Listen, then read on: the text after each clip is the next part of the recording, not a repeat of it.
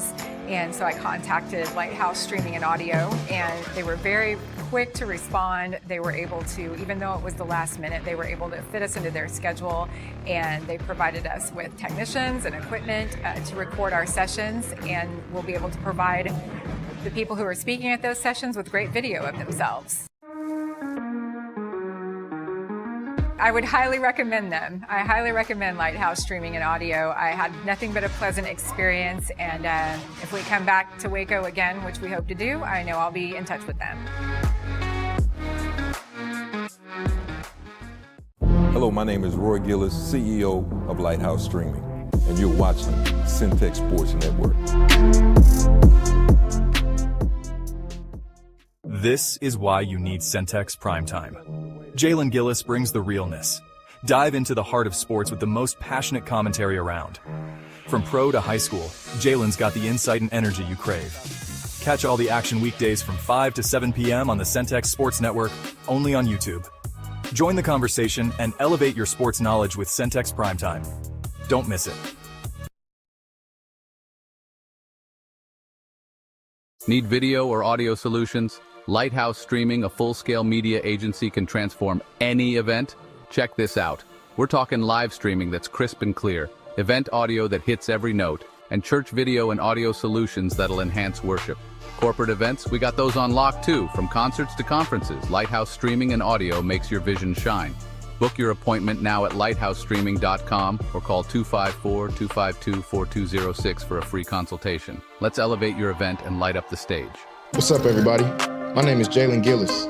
You may know me from Centex Sports Network. We're starting a new platform, Recruit 254. Our mission is to highlight the amazing student athletes of 254. So if you're in the Waco, Killeen, Temple, Mart, Marlin, or any surrounding 254 areas, follow this platform and join the movement. Recruit 254. 254, let's run it up. My name is Emily Adams. I'm the marketing director for the Texas Asphalt Pavement Association. We are here at our third annual MAPS conference at the Waco Convention Center in beautiful Waco, Texas. I think the event has exceeded all of our expectations. We had an amazing turnout and great sessions and nothing but positive feedback. So this is our first conference in a convention center, and I'm used to working with hotels where there's like one person to talk to for everything. And so at the last minute, we realized we needed audio and video services. And so I contacted Lighthouse Streaming and Audio, and they were very quick to respond. They were able to, even though it was the last minute, they were able to fit us into their schedule, and they provided us with technicians and equipment to record our sessions, and we'll be able to provide the people who are speaking at those sessions with great video of themselves.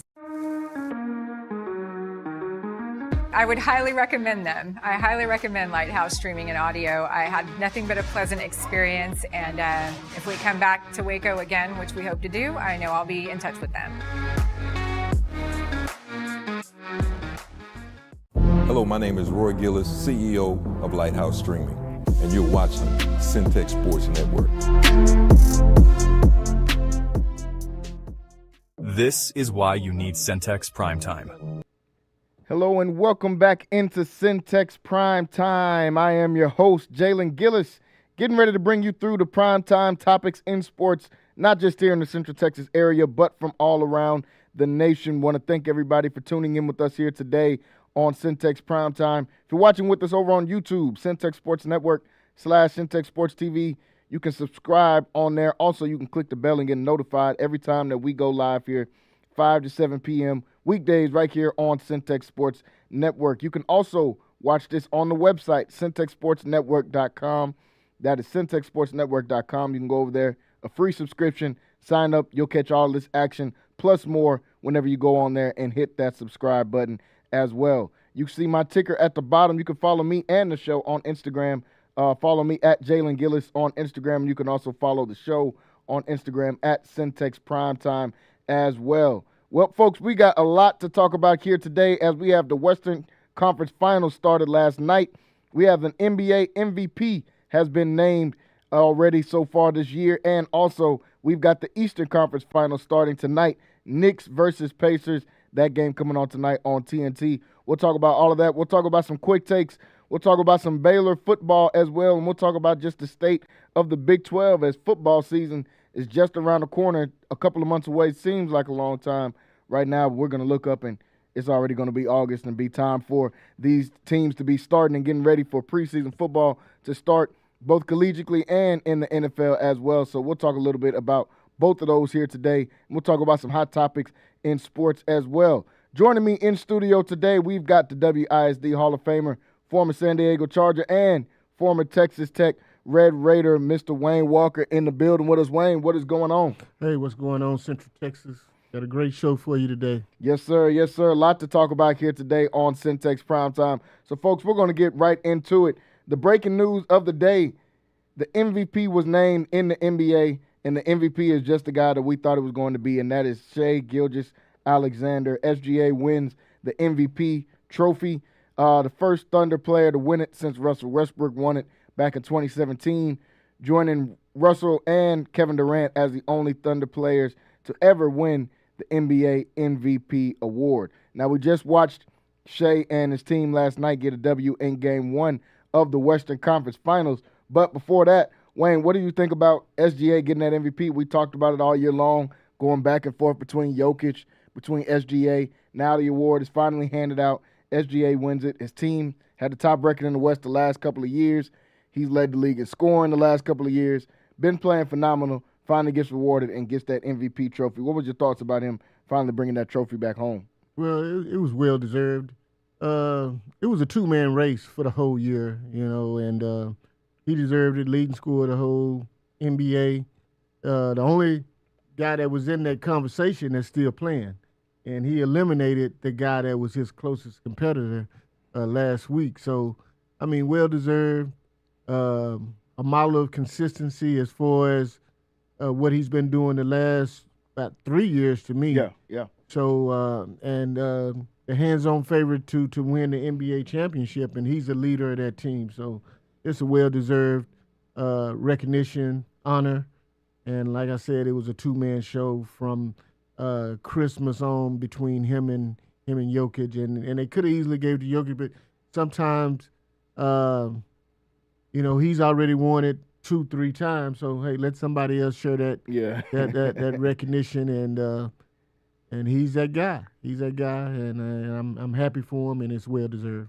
Yeah, I think SGA, this is definitely well-deserved from him being able to finally come out here and bring that trophy home. I thought he should have won it last year. Like you said, Jokic was able to get another one of those. But now SGA has that chance to not only win MVP, but be in that rare air of people that win MVP and Finals MVP or Right. MVP and an NBA championship. Not many players get a chance to even do something like that. So with him being able to do that, I think that's going to be huge. Have a chance to do that. I think that's huge not only for his legacy, but for the team's legacy, for the Oklahoma City Thunder. This is still a relatively young franchise. If you think about them moving from Seattle back to Oklahoma in around 2007 or 8, right after they drafted Kevin Durant. Since then, they've been to the finals one time, haven't been able to get back. They've got a chance to do that, and now they bring home another MVP trophy winner in SGA. Like you said, a model of consistency for the last couple of years now that SGA has been able to do that, and not only with his scoring, but his leadership and leading these Oklahoma City Thunder. This is a team that didn't make the playoffs 2 years ago. This is a team that was in the 10th seed trying to fight for a playoff spot just 2 years ago. Last year they come out and win the West. This year they come out and get 60 wins. Man, what a great job and a great story for SGA and a guy that wasn't picked number 1 overall and a guy that wasn't, the number 1 prospect coming out of high school.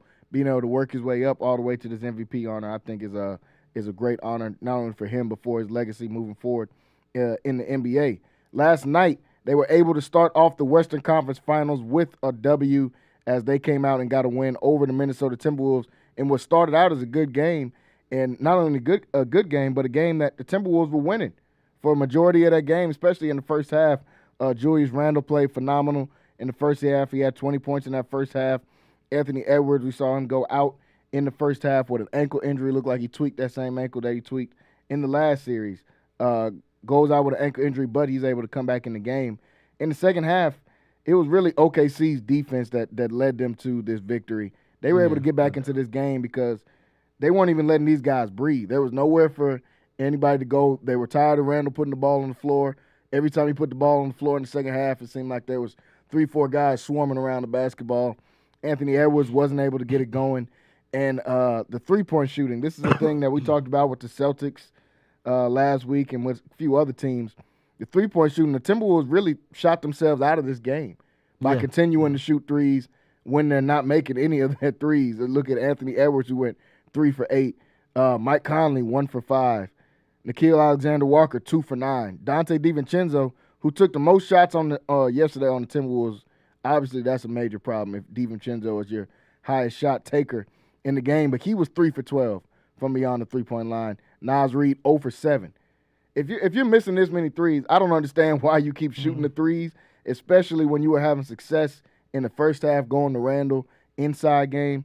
Not exactly sure why they strayed away from that. But, Wayne, what did you think yesterday when you saw the Thunder really take off in this game? They end up getting a 114-88 victory in what turned out to be a blowout win for them. Yeah, I agree with you. I think it was more of the decision-making by Minnesota in the second half. They had a good game plan in the first half. Julius Randle got his, and Anthony Edwards was that kind of two-man team that kind of got things done for Minnesota in the first half.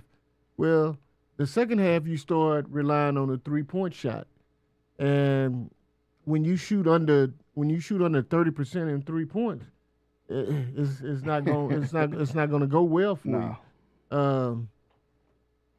Oklahoma is a defensive team. They came out, and we always talk about halftime adjustments. So they made an adjustment at halftime to come out and do some things different, and that's what they did. And their game plan was to stop him, make him dribble with his right hand.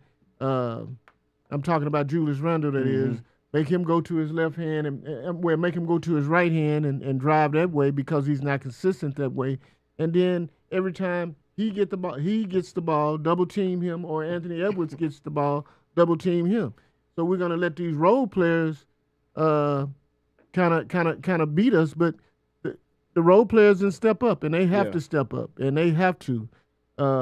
When you have an all-star and a guy like Anthony Edwards, he has to get to the basket and he has to kick it out, but you have to keep the ball in his hands, and you have to be able to make those adjustments that when they make adjustments. So it's always a game of adjustments. For Oklahoma, they made the right ones, and for Minnesota, they didn't. So that's what the game was based on, and Oklahoma came out victorious. Yeah, I'm interested to see how this game, too, is going to go from just that point that you're talking about right there, the adjustment standpoint, because they didn't play Rudy Gobert a lot of minutes in this game. And we saw Chet Holmgren really start to take over that game in that second half, not only inside with his inside scoring, but him controlling the rim, him being able to block shots, him being able to rebound the ball. Those are the things that I think Rudy Gobert is on the team for. And if you got a guy that's in your starting five that's getting paid $40-something million, you got to use him at this point. Right, It's how you find a way to use him. If you're saying, we don't want him to get switched out on the people and all this, okay, that's cool. But you got to find a way to use them some kind of way. Right. You can't just let them not play at all and then get dominated on the inside.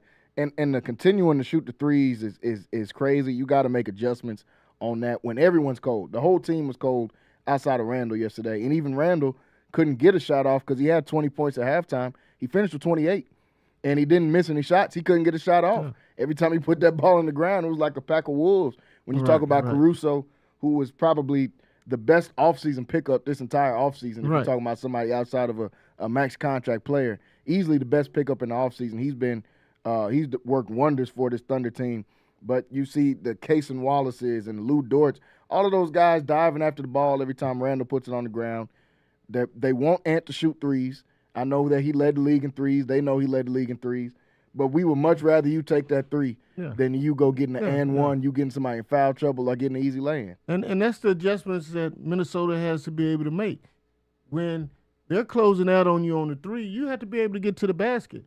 And it's unacceptable for an all-star and a guy of that caliber not to have any points in the fourth quarter. Yeah. He had no points in the fourth quarter. But if you're not going to have points in the fourth quarter and you're not going to shoot the ball, you have to have role players that have to step up. You have to be able to get to the basket and be able to kick it out, and those guys do their part. You're looking at two teams that are kind of similar in length and roster. Yeah. Now, not in depth, because Oklahoma plays about 10, 11 guys. Realistically, Minnesota is going to play 8 guys. Mm-hmm. You know, but those guys have to be efficient. They have to come in and they have to do their job.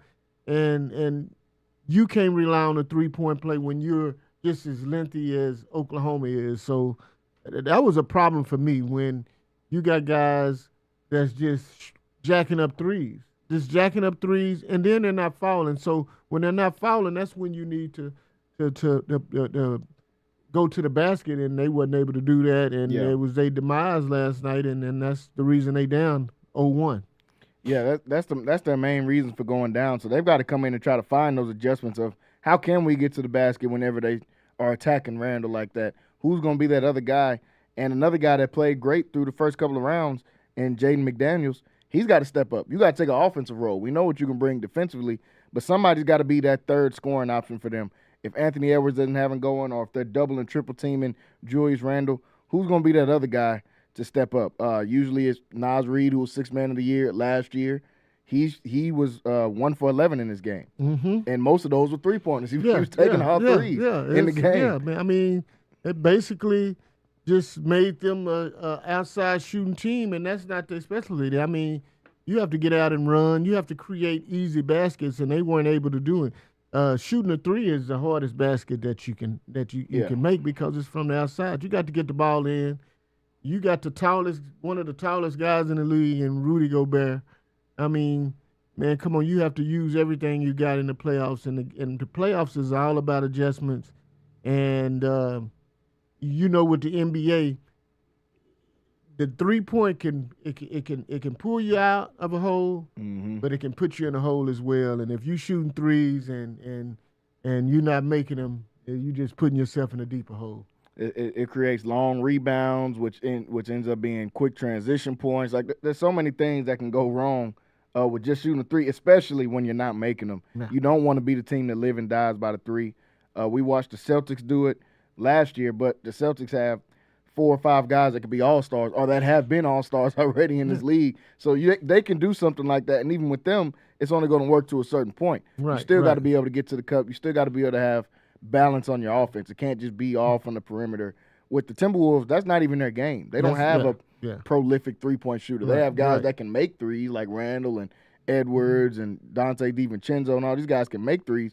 They don't have. There's no Klay Thompsons on this team. There's no Steph Curry's on this team. Then you talk about Anthony Edwards. He led the league in threes, but what was his percentage? Yeah, you got to look at that. That's a telltale sign for me. It wasn't a high percentage that he made. It was just that he shot a lot, so he made a lot. Yep.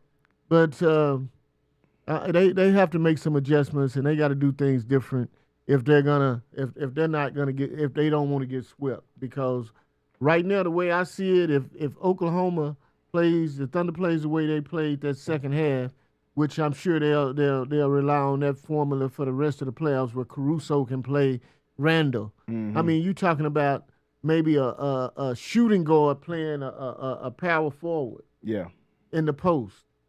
If I can put my shooting guard out there, and I can have 3 guards out there, and then, I mean, that's the advantage Oklahoma all day long. Every time. Every time.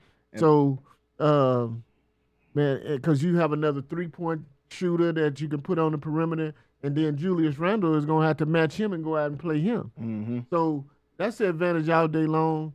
And if they can't make adjustments, we're going to see Oklahoma go into the NBA Finals 4-0. I mean, go to the NBA Finals with a 4-0 advantage over Minnesota. Yeah, I'm thinking the same thing. I don't see any way that they can, at this point, as it's looking right now, they can come out and make adjustments in game 2. But as of right now, I'm seeing this as a 5-game, possibly even a 4-game series. I think Oklahoma City outmatches them in every way. And Anthony Edwards, I know everybody's loved talking about him up to this point. He's gotten all the way to the Western Conference Finals 2 times in a row, all of these different things. But that's cool and all, but you got to be able to close that deal eventually. And if you're going to not be able to close that deal, you've at least got to go out swinging. It can't be 18 points here, 21, because in the last series he got away with it because Steph Curry got hurt. Yes, he got away with getting a lot of 20-point games and 18-point games and 23-point games, and then Randall was averaging almost 30. So that's what helped him. You're not going to be able to do that against this series, against this team. This is the best defensive team in the league. Exactly. And if you do that against this team, you're going to go home in 4 games. Yeah, exactly. And I think the formula is they want you to shoot threes because you don't shoot a high percentage. That's exactly what they want. I mean, if you making them, that's one thing. But if you're not, man, then you like I said, you're putting yourself in a hole against a team like Oklahoma, who's prolific in scoring. And then they got a bench and they play 10 to 11 guys, man, that can come in and they can beat you in a bevy of ways. So you have to go out and you have to match their energy and you have to be able to score against them. And if you're not, they're going to score because they have Williams that can score. Mm-hmm. They have Dart, who's been shooting it up real good. And then you have SGA, and then you have Holgram. So they got guys that can score. So you're going to have to match that energy. Julius Randle's going to have to be big. Anthony Edwards is going to have to be big. And their role players are going to have to do their part. Like Nas Reed, he's going to have to score. He has to. He can't be under 10 points in a game. You can't do that when you're the third option on that team. And that's pretty much what happened with the first game. Yeah. And if they continue to play like that, they're going to be going home early.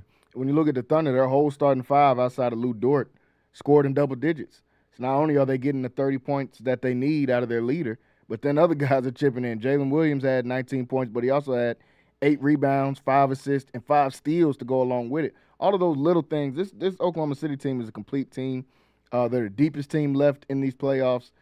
They have the best player probably left in these playoffs with SGA. It's not only going to be tough for Minnesota to beat them, it's going to be tough for anybody to beat this team. No doubt. Whether Indiana or New York comes out, and we'll talk about them later on in the show, but it's going to be tough for anybody to beat these They guys. the odds-on favorite now. I don't see anybody beating them, to be honest with you, and it's an uphill battle for Minnesota to go down 0-1. I think they're going to get swept. I think Oklahoma, with the last series, figured some things out. Figured out that, hey, man, you got to go out and play each and every game because you don't want to fall into a deal. And they got beat twice at the buzzer by Denver. They got beat twice at the buzzer. But in every one of those games, they had substantial leads, and then Denver came back and beat them. So if they learn something about themselves or they learn something about playoff basketball and the finals and being in the playoffs, I think that's one thing they learned. And I think that's why they went out against Denver and they blew them out that first half. And I think now it's going to be a mile of consistency for them. And we got to play. We got to play 48 minutes, and it's got to be hard. Yeah, it gives you a new look on going forth if you're OKC on how you feel after you're able to take out a Jokic and those guys in 7 games because there's no big bad wolf, it seems like, waiting on you anymore. There's no Steph Curry waiting. There's no LeBron. There's no Jokic. There's no Giannis. None of those guys are waiting. So if you're SGA and you're the Thunder, you have to be thinking, man, we can close this deal. We can close this thing out. We got to take care of business first, taking out Minnesota. But there's nobody that's super scary looking if you're OKC.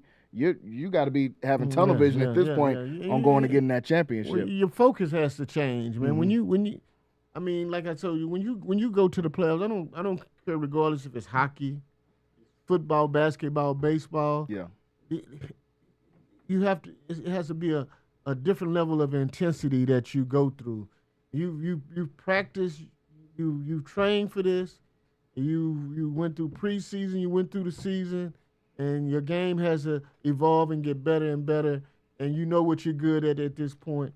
And at this point, the level of intensity, because you know what to do now. Your body is in shape. Now it's all a mind thing, and your level of intensity has to change, and it has to broaden, and you have to be on your P's and Q's throughout the playoffs. So it's a different season. So, but I think, although Oklahoma's a young team, I think they gain that focus through that playoff series with Denver. So I think that that now they hitting on all cylinders, and I think it's gonna be a sweep. I'm telling you, I wouldn't be surprised at all at this point. After watching yesterday's game, I wouldn't be surprised at that, because if you get Julius Randle going 9 for 13 and he was 5 for 6 from 3, and you lose by 30, it's like, man, it's not much more. It's not much more you're gonna get out of that. Okay, maybe Ant gives you another 10 points, but you lost by 30. Like, you gotta, there's some real searching you got to do to figure out how can we even compete with these guys, staying on the floor with these guys, because they're not letting you get any driving lanes. They're forcing you all to be 3-point shooters, and you're taking the threes and you're missing them. So if that's your formula, it's gonna be tough moving forward for these guys, for them. I'm looking for a sweep, man. You heard it here first. Yeah. I'm telling you. It's gonna be a sweep, man. Yeah, I don't even think they're gonna win one in Minnesota. I think OKC has a different type of focus now, man, and they figured it out. So once you start to figure it out, and now they're in Minnesota's head, I think it's gonna be a sweep. I'm telling you. Yeah, and at this point in the playoffs, I'm rooting for OKC because they got somebody from Waco on the team. No doubt. I want to see Kenrich get a ring, man. Yeah, and that's no doubt. definitely be My boy something Kenrich, special. man. Hey, when I was working with the city of Waco, and he would come and he would do this backpack and school supply deal for us every year. And he didn't even want any recognition, man. And I would let him come and use the gym. He would come and use the gym and practice by himself and work on his game. And it was something I wasn't supposed to do, but it was something that I allowed him to do because I'm an athlete. And I know how important it is for you to train on your own and try to get your work in. And he was getting it in, man. So he's one of my friends, a good friend of mine, and I enjoy working with him, man. And Kendrick, I want you to get this ring, brother. No, definitely bring it back home to the city, man. That would be special if he's able to do that. Oklahoma City starting it off great, 114-88 victory over the Minnesota Timberwolves. Wayne said it's going to be a sweep. It's hard for me to disagree with him right now after seeing what I saw yesterday and seeing the way that this Thunder is playing and getting so much production from other guys as well. Folks, I want to switch it over a little bit and switch to some local topics. We've been talking all week, this week, just talking about some different guys here locally, talking about different things going on. MCC baseball in the national tournament. They'll be playing this weekend in the national tournament. The softball team went out to the national tournament. They came up short earlier this week and lost early in that tournament. And then Midway softball is heading to the regional final on the high school side. So a lot of baseball and softball still be played here in the Central Texas area and by some big-name programs at that as well. Wayne, we talked a little bit about earlier this week some of the different kids and different guys in the city that have been playing phenomenal. Looking forward to this 2025 football season as well. And we talked about the university team. You were on here a couple of weeks ago when their Coach Foster was on here as well, talking about a lot of those guys. They've got a lot of expectation in this upcoming season, at least out of me, and of course from the south side of Waco. They got a lot of support coming out from there, but they also have expectation to go along with it. Bringing all of those guys back into the fold, because a lot of these guys are coming back. London Smith, who's staying home, going to Baylor. The young quarterback in Savoy Nichols. A lot of these guys got that playoff experience last year and got to see what it was like to get there. And now we all expect them to be able to go a little bit further. What do you think about this university team and any other teams in this Central Texas area that you've been keeping your eye on going forward for the 25 football season this next season? Well, expectations are expectations, but they have to be met. So at that point, once the season was over, you had to rally your guys. We got to work hard, and we got to get better. We got to get better at our craft because we don't want our season to end where it ended last year. But, it's a lot of excitement in there, and a lot of expectations means that they have to be met. And now is the time to go out and work hard to try to get better and get your team better. We always talk about university, we talk about La Vega. La Vega is a perennial power, traditionally gonna be strong, and they're gonna be good because that's their expectations. You don't expect nothing less than third or fourth round for them to go 3-4 rounds in the sure. playoffs, and state is always expected out of that Always. program. Well, that's what the other programs have to get to that point to where, we're perennial. Our expectations are not just to win district or to go to the playoffs, but to win state. And that's what the expectations are at La Vega. Yeah. And now all the other teams in Central Texas have to meet that. China Springs is another one of those teams. For sure. Midway was another one of those teams that had that. Waco High back in the day was another one of those teams that was perennial and kind of been down there. They have a new coaching staff coming in, and I heard that they're putting in work and they're going to be a different team this year because they have different expectations, and that comes with a different coach. Yeah. So we'll see. So right now, everything is all on paper. Everything is in the air. Nothing's been done until you get to play that season. So, man, I can't wait. I can't wait to see what's going to happen this year in Central Texas. And then we always have a up-and-coming team, a team that you didn't expect to do anything, and then they come out and they put some wins together, and they're playing above their heads. And I can't wait. I just can't wait to see what's going to happen here. As well, I'll be on there and we'll be talking about it. No, definitely. I'm super excited for this upcoming season because I feel like there's a lot of parity within the teams here in Waco. I feel like in Waco, every different high schools have their different eras where they're dominant. You talked about Waco High. You think about the 80s, the 80s going into the 90s and how dominant they were. You think about University when they had LaDainian and all those guys out there. China Spring has had multiple runs where they've gotten to the mountaintop. Same with La Vega. I was at Midway when Midway was going through and getting to state or the round right before state every single year. So every team goes through their different eras. I'm excited to see whose era is going to be this upcoming season. Right. Because there's a lot of teams that had a lot of expectations. Like you said, La Vega, I talked about them earlier in the week. They got a guy that is competing, in my opinion, for best quarterback in the city, and he's only going into his junior year, and that's Courtney Parr. And what we got to see him do last year, getting him all the way to state as just a sophomore. He's got the measurables, he's got the size, all of these things. You think about Savoy, who was just a sophomore last year. Right. What can he do now with another year getting into this system and another year of varsity play under his belt? Yeah. And then and with all of that, like each year you go out and you work on something that these guys get more mature, they get stronger, and the game becomes easier for you. So like London's been a guy that's played at a high level since he was a freshman. Yeah. Comes from athletic background. His dad Rodney was For sure. was a football player. His mom was a track star at Baylor, and comes from a good family. But he's always had those expectations. He's always met them, and I don't see anything different but maturity, a little work in the weight room, and I expect a bigger year from him. It's a guy that's now you beat the one-on-ones. Now you're going to be double teamed, and you're going to get the attention of every football team that you play and maybe get some double teams. So now you how do you adjust to that? How do you beat that?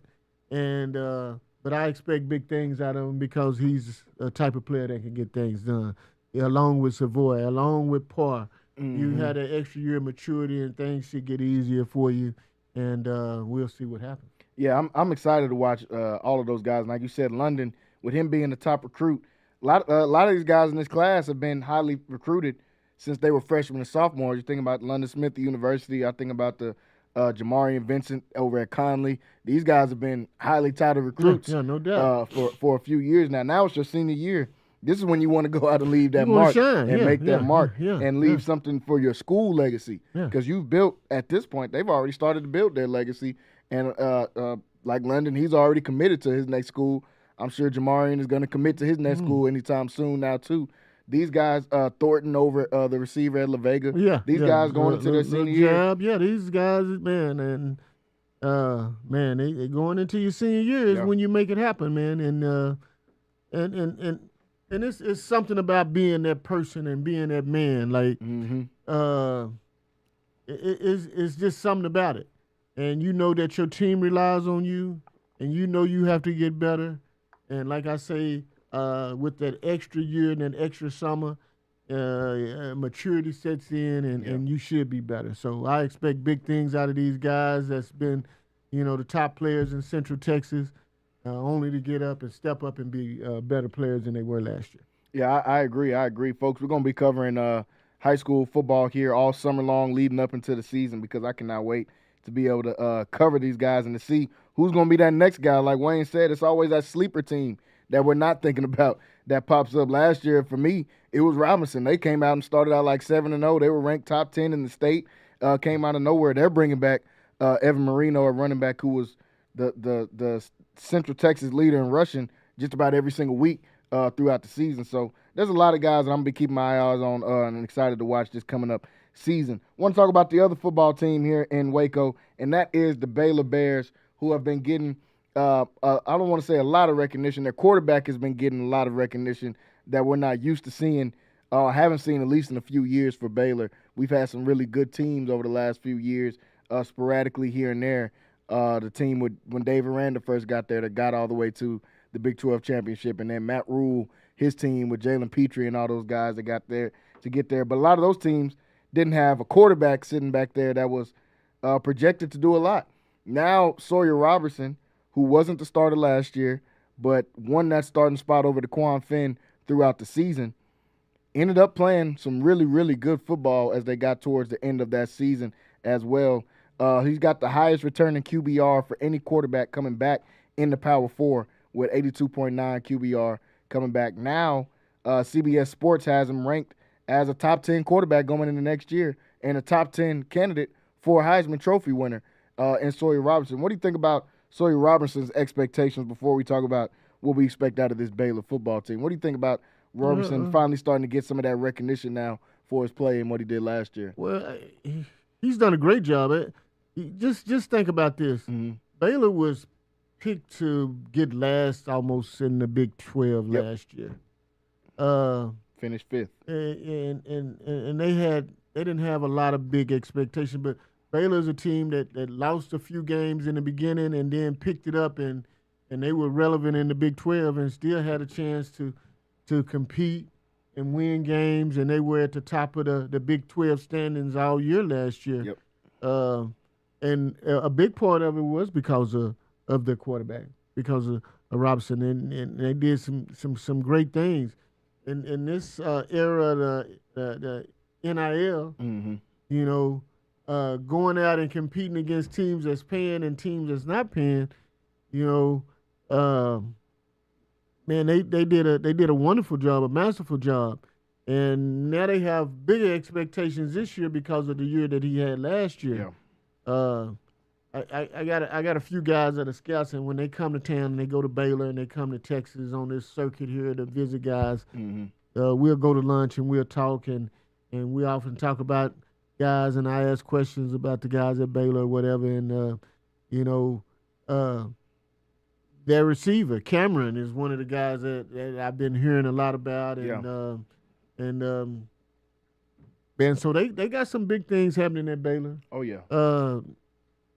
One thing I can say, Aranda, after they said they were dead in the water and they had a down year the year before, they came out guns a firing last year, and they all expectations they exceeded them, and that's a good thing. So now I think they're back on track, and I think they'll be competitive in the Big 12 and eventually get to a bowl game or maybe even playing for a conference. They'll be a conference contender for sure. Yeah. And that's what I'm thinking. I'm looking at Robertson getting this recognition. You talked about Josh Cameron, the phenomenal season he had last year. First year starting, he comes out and gets 10 touchdowns, so he's on a lot of people's radar moving forward. I love what Bryson Washington was able to come and do. He missed the first 3 or 4 games of the season, still rushed for 1,000 yards in his freshman season. He's going to be a big-time part of that offense next year. They're bringing back Michael Trigg at tight end. They got a lot of guys coming back on the offensive side of the ball next year. That was honestly an inexperienced offense last year. A lot of those guys hadn't played a lot of minutes, at least not for Baylor. Probably Monterey Baldwin probably had played the most out of their receiving core because Ketron Jackson was a transfer and Hal Presley and a lot of these guys didn't get a lot of burn. So now getting more experience coming back.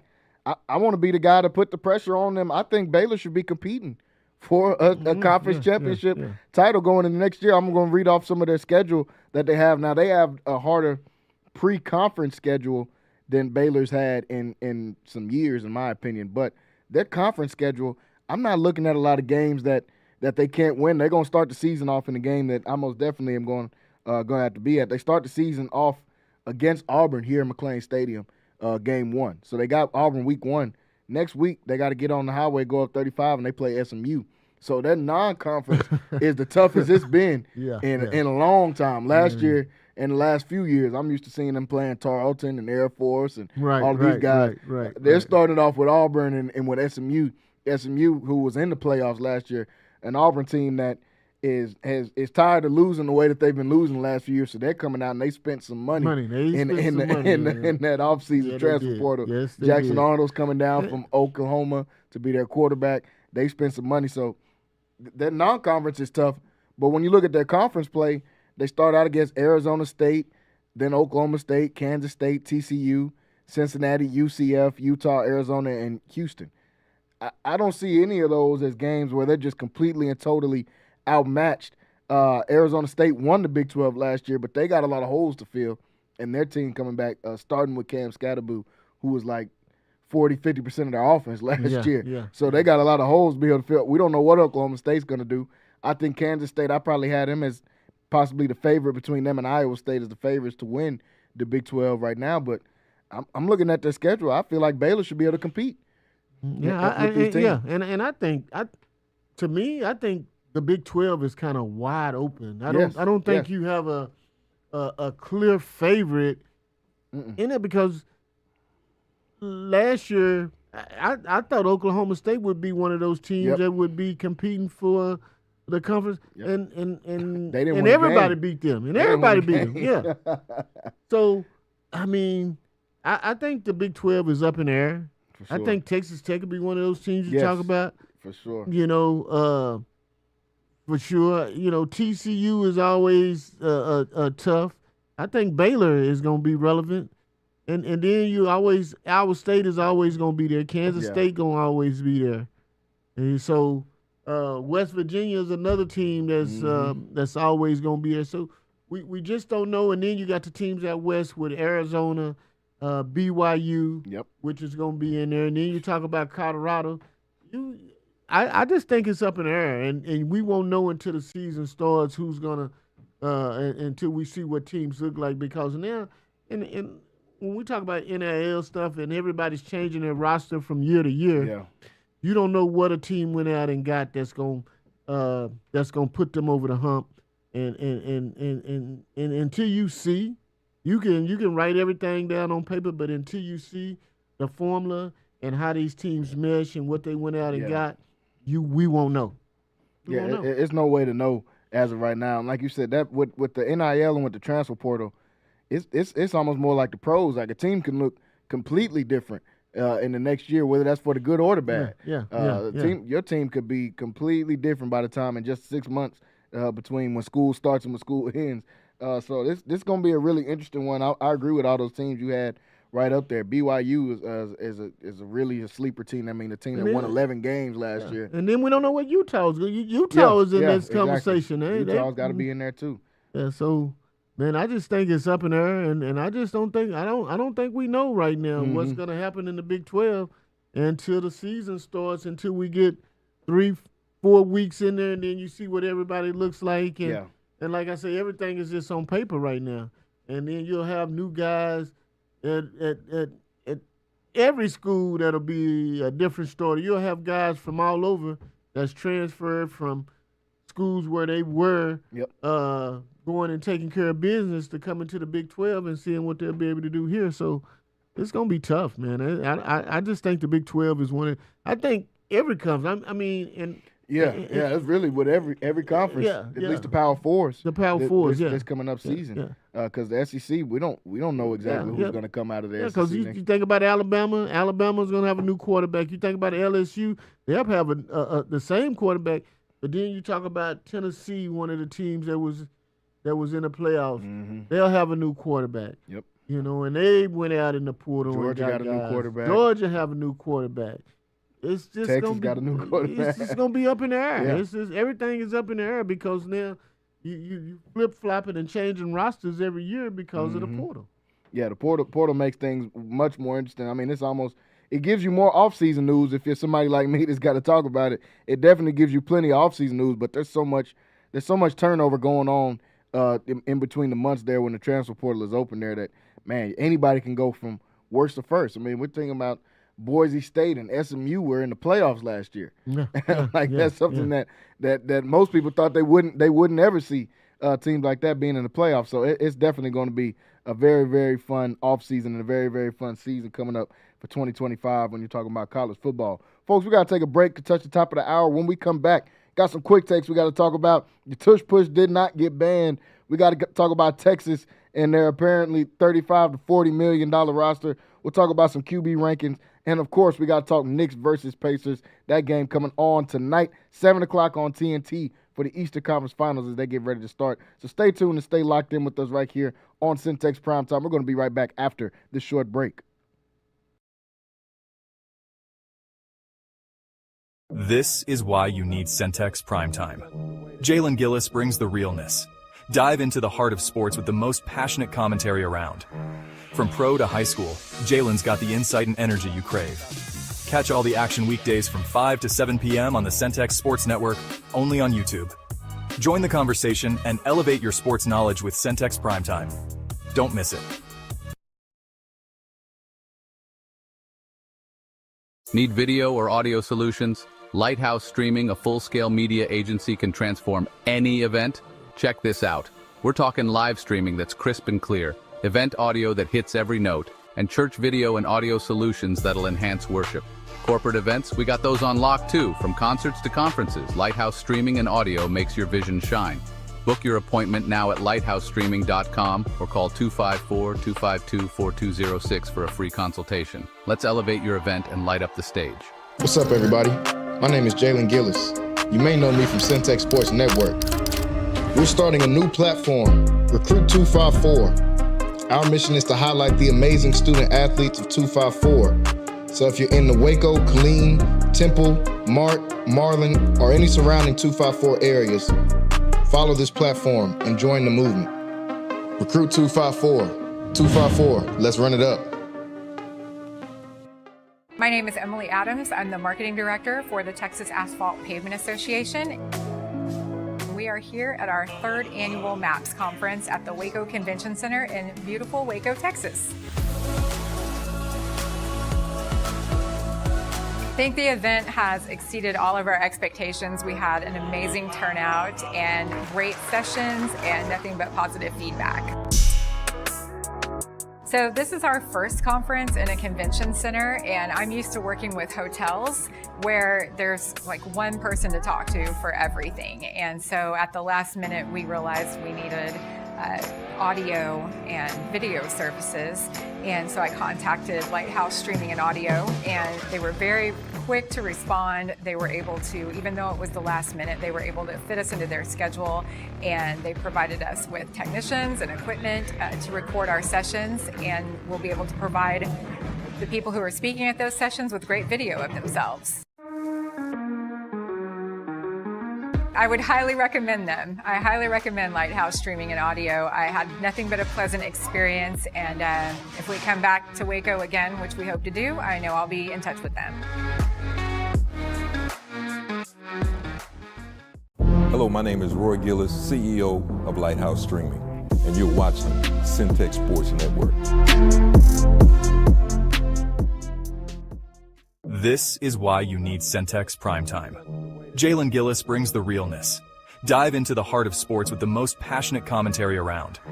From pro to high school, Jalen's got the insight and energy you crave. Catch all the action weekdays from 5 to 7 p.m. on the Centex Sports Network, only on YouTube. Join the conversation and elevate your sports knowledge with Centex Primetime. Don't miss it. Need video or audio solutions? Lighthouse Streaming, a full-scale media agency, can transform any event. Check this out.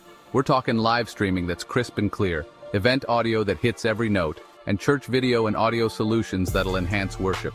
Corporate events, we got those on lock too. From concerts to conferences, Lighthouse Streaming and Audio makes your vision shine.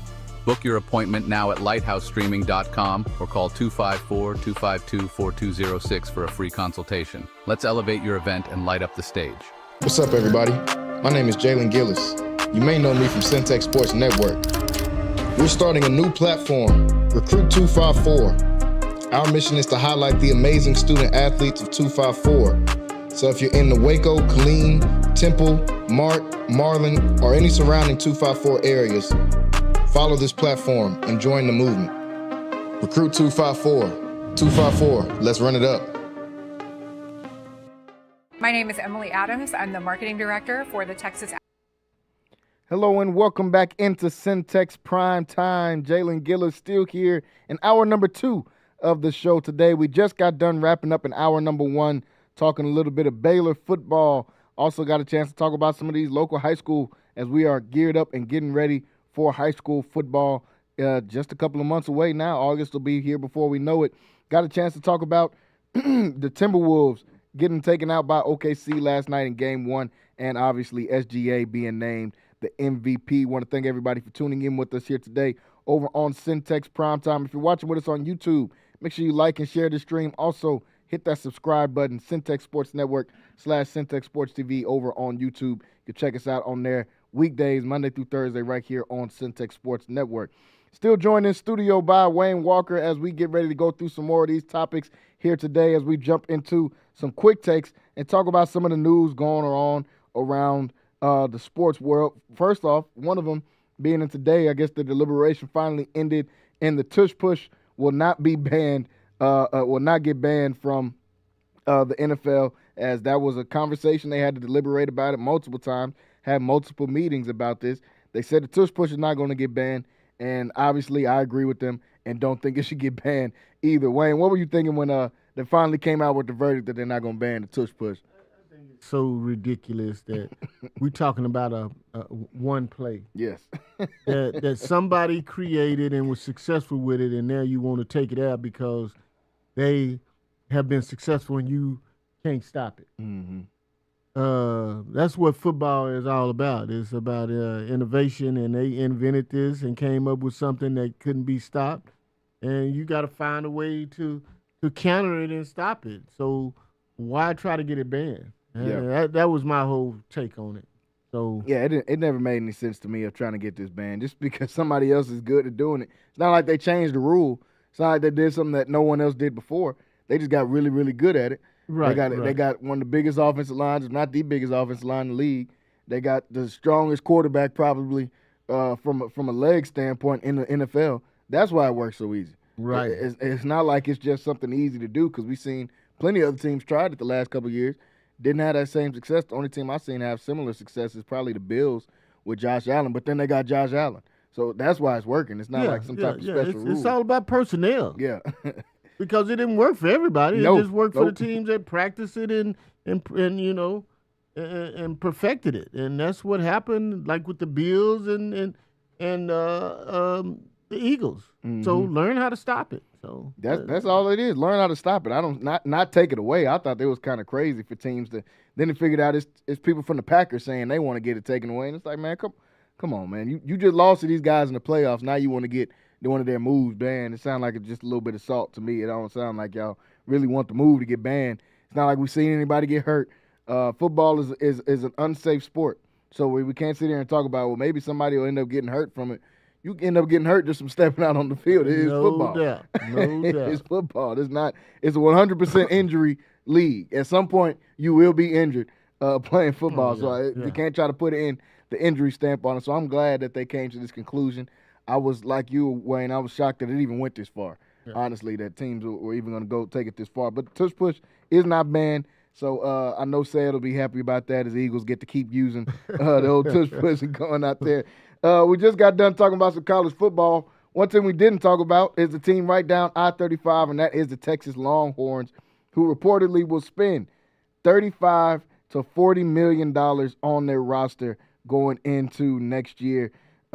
This Texas Longhorn team is loaded, and you can tell by the way that their payroll looks. I know Arch Manning is demanding a lot of money down there in Austin. They have a guy that I think has the potential to be the best defensive player in the nation next year, and only a sophomore year, and Colin Simmons is on that team as well. Then they've got a long list of 4 and 5 stars to fill out the rest of that roster. What do you think about the Longhorns taking it another step up from what we seen Ohio State said they spent 25 million last year? Now they're talking about 35, 40 million for these Texas Longhorns. Well, hey, that's the area that we live in, man. And then when you talk about a team that went to the playoffs and was relevant, and when you down here in Texas and they say everything is bigger and better, they ain't lying. Man, hey man, and this is a football state. I mean, and you're talking about our state school of Texas that was successful. You gotta have to keep guys, so you got to pay to keep guys from leaving, and then you got to pay to bring guys in.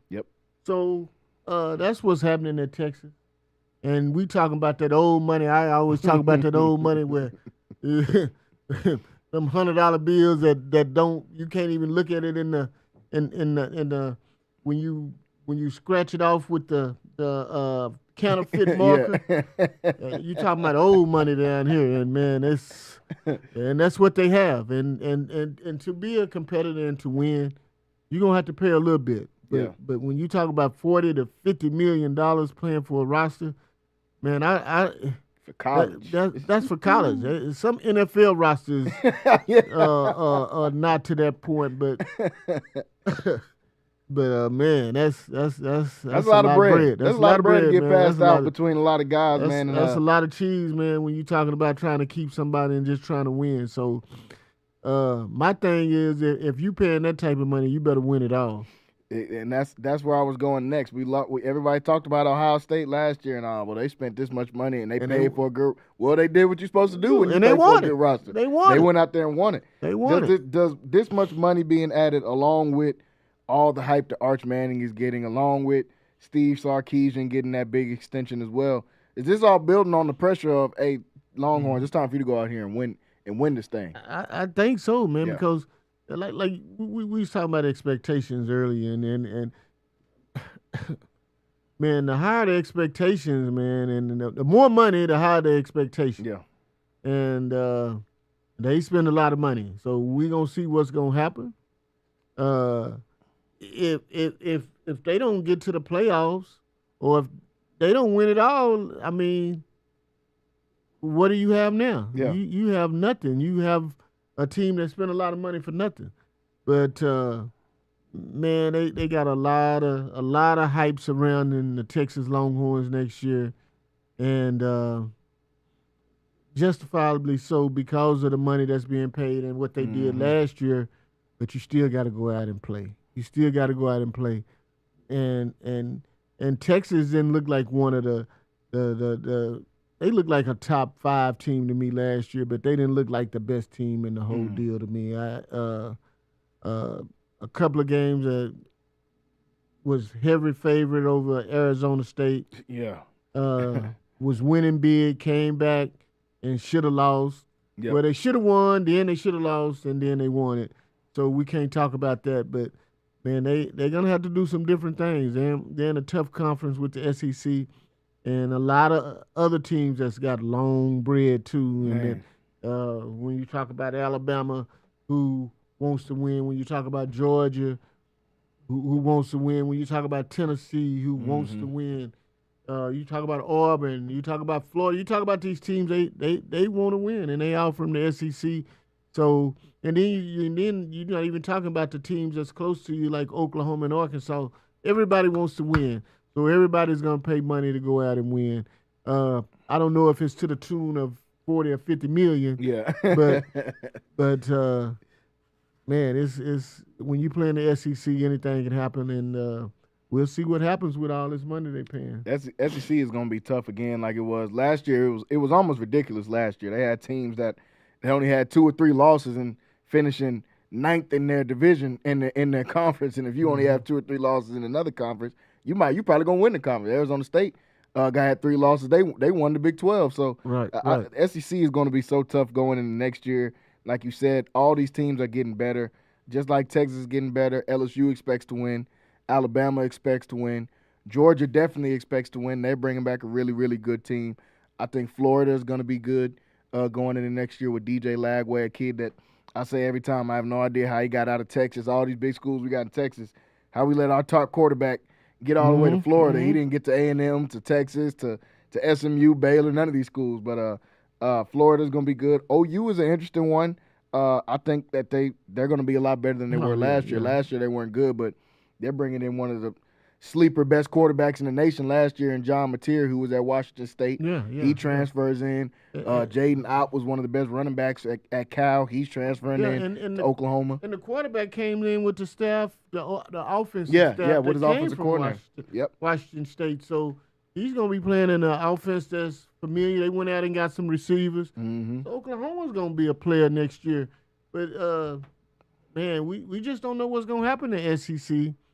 It's kind of like the Big 12. I'm telling you, every conference is going to be like that. It's going to be up in the air because now you're able to go out and pick and choose who you want to kind of complete your roster. Something that was inconsistent for you the year before, you can go out and you can go get it. If I didn't have big play receivers, well, I'm gonna go and get the fastest 2 receivers on somebody else's squad, and I'm gonna pay them money to come in.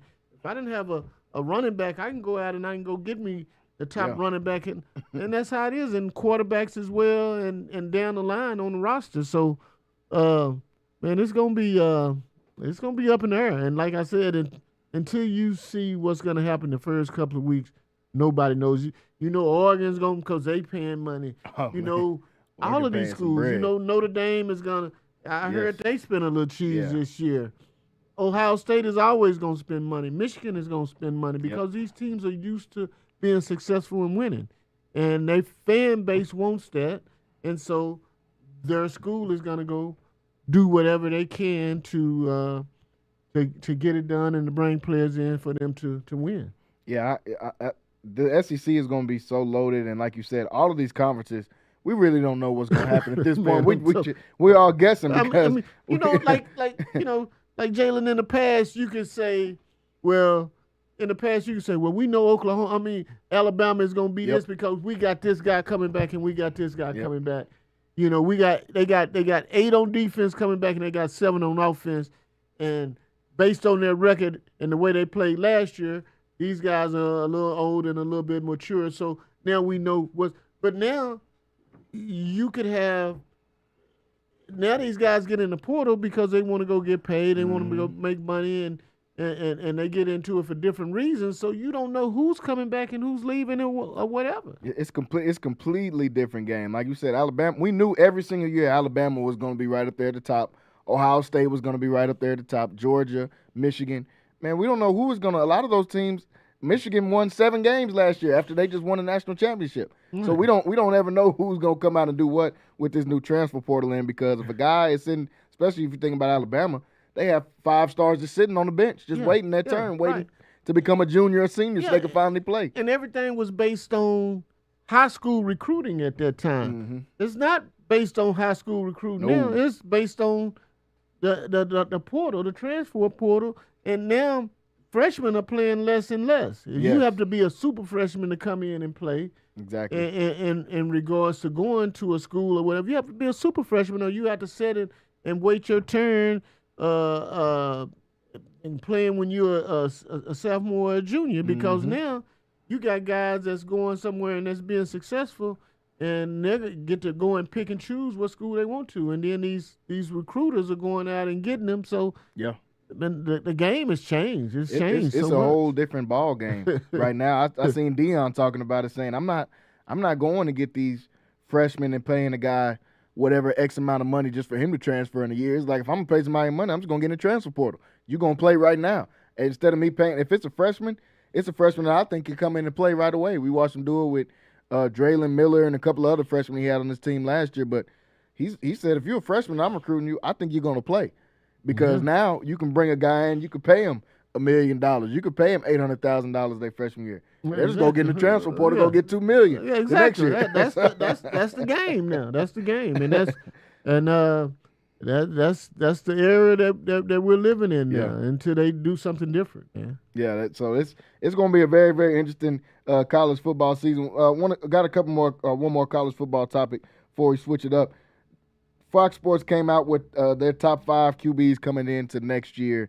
At number 1 is, and that's probably one of the only ones, not the only ones, but the main one I agree with is Cade Klubnik coming back from Clemson. I think he's the most proven quarterback. The way he closed the season last year after they got beat down pretty bad against Georgia in week 1, but the way that they closed their season out last year with a relatively young offense, Cade Klubnik, I think, is the top guy coming in, coming back next year at quarterback. Yeah, the number 1 draft choice. When they talk about the quarterback class for the next upcoming draft, it was better than the class that we had, the previous class. He was the reason why. Yeah. He was one of the reasons why. And big, strong guy, mobile. Yep. And got a great arm, a strong arm. Yeah. Kind of reminds you a little bit of the guy that's in Jacksonville, Trevor Lawrence. Lawrence. Yeah. So, which was the number 1 pick. So, to me, he's the top guy. They talk about Arch Manning. They talk about the guy at LSU. Garrett Nussmeier. Yeah. And the guy at Arizona State is another guy they talk Leavitt. About. The guy at Florida they talk about as well. You got a lot of good quarterbacks coming back, man, it's gonna be interesting. But it's all based on wins and losses. I mean, so which one of these guys is gonna lead his team to the playoffs or a national championship? Yeah, Clemson, they got a lot of expectation coming in the next year, too. They've had some down years over the last 3 or 4 years. Last year kind of had another down year, but they were able to sneak into those playoffs at the very end, which now raised the expectations. Now everybody's talking about Cade Klubnik's the number 1 pick in the draft, top quarterback coming back. They got a lot of expectations coming in the next year. The rest of the list they put out, they had Cade Klubnik at number 1, Arch Manning at number 2, John Mateer at number 3. We just talked about coming over to OU.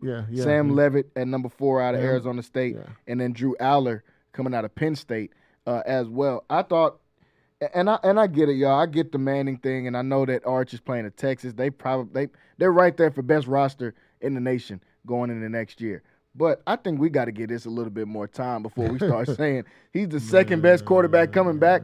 Drew Aller got to the semifinals with his team at Penn State. John Mateer, now that he's going to OU, I think he's going to have a breakout year going into OU. Sam Leavitt got to the playoffs with them last year, and there's some quarterbacks they left out that I would have put in there. I like the guy you brought up at LSU. I think Garrett Nussmeier is going to have a pretty decent year down there at LSU. I think Kevin Jennings deserves some consideration at SMU and what he was able to do last year with the SMU team. So there's a lot of guys we put in there, but I felt like putting Arch up there was just a little bit. I don't want to feed into the hype all the way with everybody. I do like Arch. He's got a lot of speed. He's super athletic. He's got a big arm, all of these things. But for him to just come in and just say he's the second best or the best quarterback coming into college football next year, when he started 2 games last year, I think it's doing a lot. I'm telling you, man, when I think it's a name deal. Yeah. A lot of it. Because he hadn't done anything. No, we hadn't done nothing yet. You know, especially on this level, on the high school level. He had some flashes. He showed some flashes.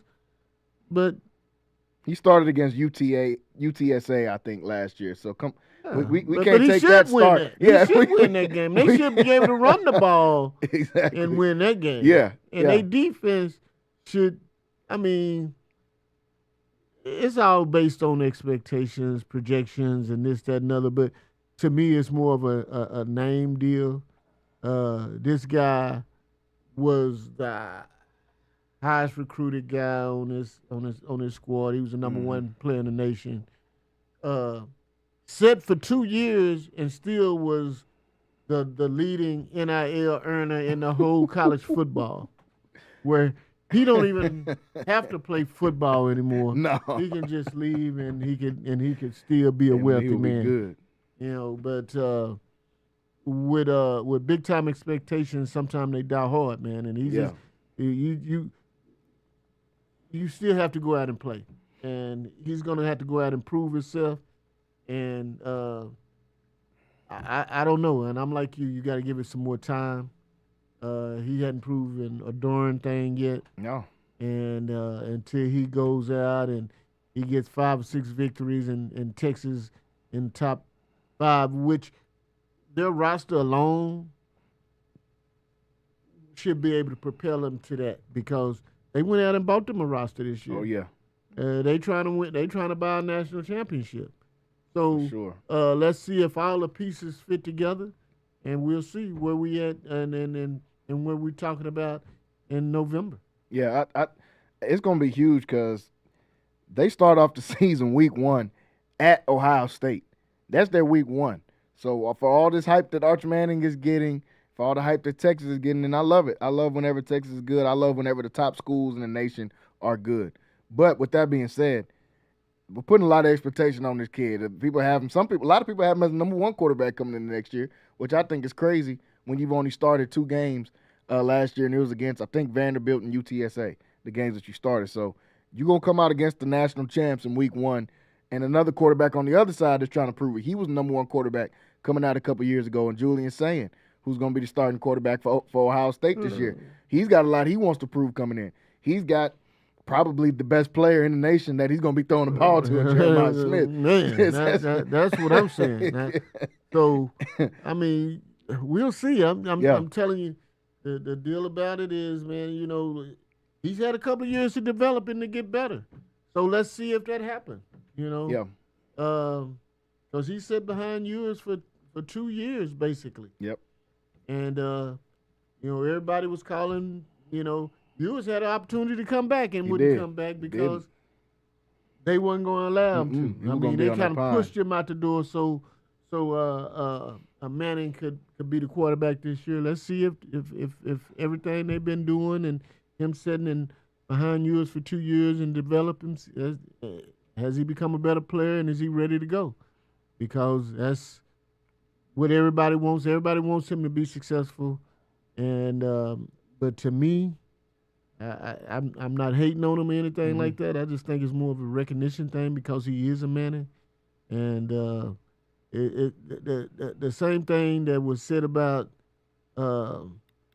Sanders, Deion Sanders' son, it should be the same thing said about him. Oh, absolutely. Absolutely. So, I'm waiting for next year's draft to see, is this going to be anything near the amount of attention we saw and scrutiny getting put on Deion's son and Shedeur Sanders coming out. Arch is going to do a lot of similar stuff. He's going to come from a similar background, all these type of things, and the conversation is already different. The conversation is he should be the number 1 pick, or he's going to be the top quarterback coming in the next year and start college football. So it's going to be interesting to see. I'm going to be rooting for Arch. I like Arch. I think he's a super talented kid, but the hype is already starting to exceed the play at this point because he hasn't played. So the hype's exceeding the play right now because he hasn't played enough ball for us to see that. And that's the deal with me. Yeah. I mean, let the kid play first. Yeah, let him go out there and see what it's going to be like in this brand new offense that he's going to be in next year coming in. But it's going to be an exciting football season. One quarterback spot that I was surprised didn't get filled was really at Georgia with Carson Beck leaving and going to Miami. They're going to stick with the Gunnar Stockton kid that played and had to come in for Carson Beck, and I thought they would have maybe gotten the transfer portal, got them a quarter, because the rest of the roster's ready. I feel like they got a championship roster still right now. I got a lot of questions about that quarterback spot, though, at Georgia for coming out with Gunnar Stockton as their quarterback going forward. I was actually surprised that Aaron Nolan, who was at Ohio State, he transferred because obviously Julian Sayin came over. He's the number 1 quarterback out of that class, so he transferred from Ohio State. He's from Georgia, but he transferred to South Carolina to go back up Lenore Sellers, who's another quarterback that I thought would have been mentioned in that top 5 coming back next year. Lenore Sellers got a lot of talent, put out some really good film last year as a true freshman. But they got Aaron Nolan, who transferred over. I was surprised he didn't go to Georgia. He's from College Park, from Atlanta, right there in the south side of Georgia. I thought he would have came and stayed back. But Georgia's got some questions they got to answer at that quarterback spot, too, going forward, unless they just think Gunnar Stockton is going to be their guy. And that's basically what it is. I thought he's that guy and he's that man. So one good thing is they shown confidence in him to go out and be that guy. Yeah. And let's see if that works for him, because if a team gives you love and shows a lot of confidence in you, man, sometimes that works to your advantage because the other guys are rally around you and they'll play hard. So one thing we know is Georgia's always going to be tough on defense. So they'll win games on defensive alone and give him a little chance to develop, and we'll see what happens. Yeah, Georgia's got a really fun schedule. They'll be matching up against these Longhorns. Like I said, Longhorns week 1, they got Ohio State. So that's going to be a lot of fun to talk about as they get closer and closer to that time,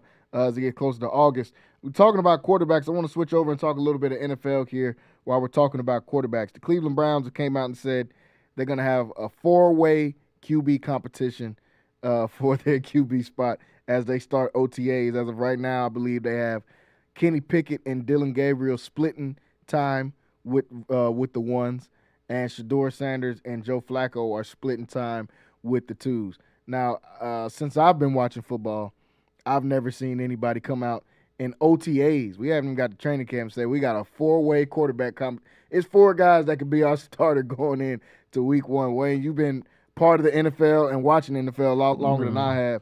Have you seen a team come in and say we have an open 4-way competition for our starting quarterback? Well, right now you can say whatever you want to. Yeah, because ain't you can say whatever. You can say whatever. You can say it's an open competition. Because it's no pads on. It's shoulder pads and shorts, basically, and so you can say whatever you want to say right now, but then when you get to August, at the end of July and August, then that's when you worry about what they say. Because there's nothing being done. It's just reps against error. And that's all. It's just 7-on-7 right now. You're not even doing team right now. It's 7-on-7 and 1-on-1s that's being done in OTAs. And that's against your own team. You're not even playing against anybody else. That's against your own defense, rookies and veterans alike. So, and then when you get with veterans, a lot of them just kind of stay out of all of that stuff because, they getting ready for the season. And OTAs is a chance to just train and work on your feet work and things of that nature. You really not covering, and they kind of staying out of there. So it's just kind of like rookie on rookie type thing. So don't worry about what they say right now. Yeah. You got to worry about what they say in July and August and when training camp starts, because this means nothing right now, a competition right now.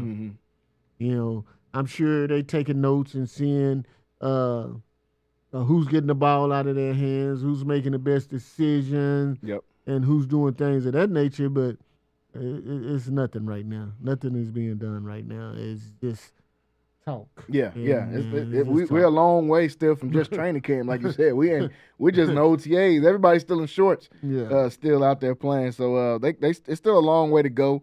Kenny Pickett, I still think is going to be probably their starter. All 4 of these guys have a chance to play throughout the season, not just because of their play or how good they are, but because of the dysfunction going on right now in the Cleveland Browns. They don't have much of an identity. They're moving off of Nick Chubb. They don't have many choices, what they can do at quarterback. Kevin Stefanski's trying to figure it out, and who's going to be the guy to lead his offense. And Stefanski is a great offense coordinator, man. When they got the right person at the helm, at quarterback, and he got the guys around him, he's a great offense coordinator. But picking that right guy is the problem, and the Deshaun Watson deal has derailed him for a couple of years. So and until they can get him off the books and get him out the way, and then start making decisions about different things, I think they won't be relevant into that point. Yeah, so Cleveland, they got a lot of decisions to make starting in their quarterback room. Who's going to be their guy coming out in week 1 starter? Who's going to be the starter just going into training camp? Who's going to be the guy to get the number 1 as you start to build that camaraderie? You know it's going to be a veteran. It's going to be Pickett or Joe Flacco. And it has to be because you paid these guys, you brought them in, and like I say, it's going to be either or. One of those twos, and then you gotta keep one of those rookies as well. And I know they're not playing Flacco a lot of money, but they paying Pickett a lot of money. He comes in off a trade, off his rookie deal was a 1st-round draft choice. So the deal is if it's Pickett, is Flacco your number 2 guy because you only paying him $3 million, and then you keep a Shador or you keep a Gabriel. So and then you put one of the guys on practice roster, they could possibly keep all 4 guys. So they got a lot of decisions to make, but I don't think they too worried about it because you'll have a guy, Deshaun Watson, that's going to be on injured reserve again next year. So I don't think they too much worried about it. They could possibly keep all 4 guys because they're really not paying a lot of money out in quarterback salary, but to one guy, and he's on injured reserve, and that's Deshaun Watson. Yeah, to Watson. Yeah, he's the only one really getting big money out of that whole quarterback room. But I'm like you, it's got to be a veteran to start this thing off. You got to have somebody that's been experienced with this very young and inexperienced roster, especially going on the offensive side. They got rid of I think they're moving on from Nick Chubb. They brought in 2 really good running backs and Quinshon Judkins and Dylan Sampson. So they got youth there. They're going to have a lot of youth at receiver with Amari Cooper being out of that room now, Jerry Jeudy now the lead dog in that receiver room. They got a lot of youth on their offense. Yeah. They're going to need somebody that can be that calming force for them. And you have to do it for your veterans. And when I say you have to do it for your veterans, what I'm saying is you have to do it for the guys that want to win. You know, everybody wants to win. You got a lot of veteran guys that put a lot of work into everything. Give us an opportunity to win. Give us a veteran, somebody with some experience that's going to play, and give us an opportunity to win. And then when that goes straight in, you can start working on your rookies and this, that, and other. But you got to give these guys some confidence to feel like they can win and put them in a position to where we can go out and compete and give us a veteran to do that.